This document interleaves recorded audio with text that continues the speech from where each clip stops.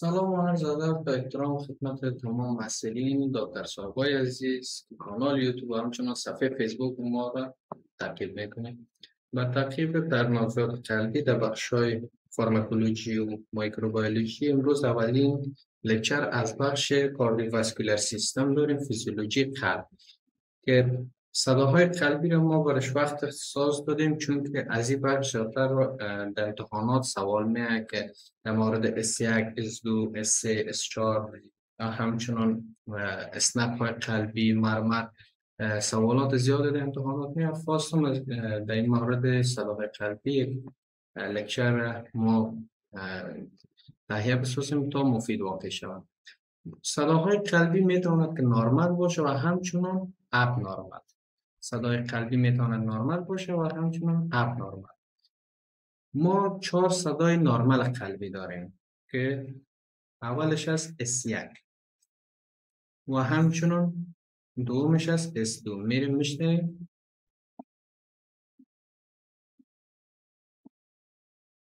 As I mentioned before, قسمی که شنیدیم صدای اول قلبی، صدای کدام؟ S1.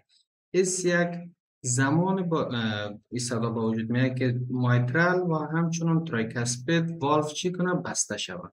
به خاطر از اینکه ذهنشین شود هیچ وقت یادمون نره ما صدای S1 داریم و S2 داریم. مایترال ترایکاسپید در بالاتر قرار داره و همچنان ما اینجا اورتیک والف داریم و پولمونری والف. همیشه اگه S1 در امتحان سوال میاد S1 چگونه صداست چگونه با وجود میاد؟ از بسته شدن مایترال در بالاتر است و همچنان ترایکاسپید. S2 از باعث بسته شدن کدام والف؟ والو پولمونری و همچنان اورتیک. این دو سوال زیادتر در امتحانات است که میشه که شما از یاد کنید. صدای سوم قلبی که نرمال است S3 است. S3 میتونه صدای نرمال قلب باشد، اما در اشخاصی که از 35 سال عمرشان پایینتر است و بین 35 تا 40 سال هم بعض رفرنس ها میگن.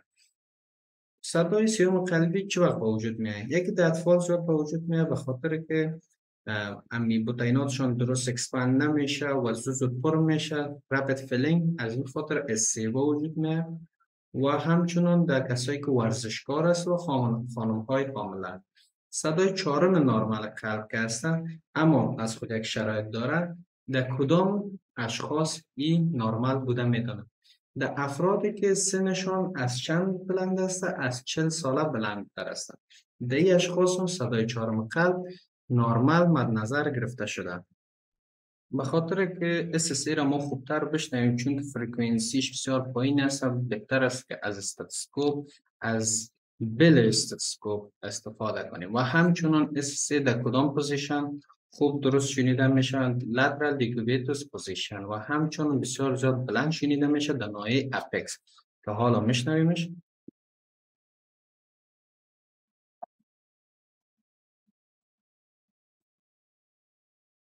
S4 چه وقت میتونیم درست بشنویم؟ زمانی که بطین، خصوصا بطین چپ بسیار زیاد استف یعنی شخ گرفته شده باشه. در این حالت ما S4 میشنویم.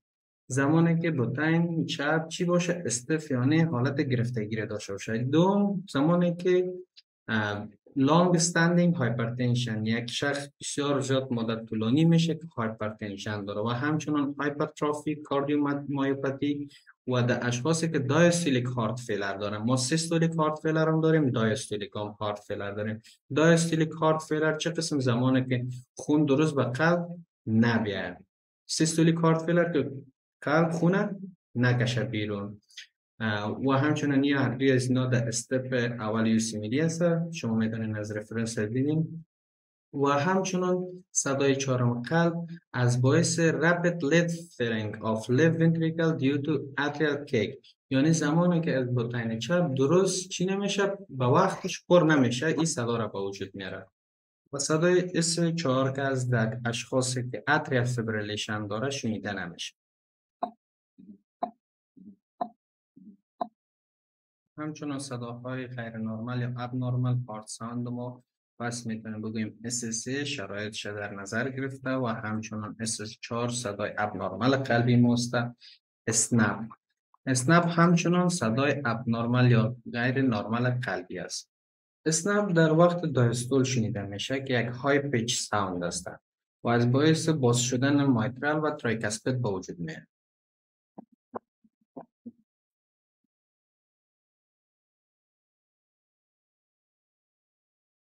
دیگه ابنرمال هارت ساوند که ما داریم کلیک است.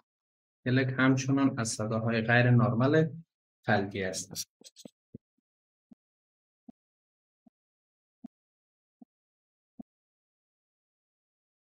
پریکاردیال رب همچنان یک صدای ابنرمال است و همچنان پریکاردیال ناک.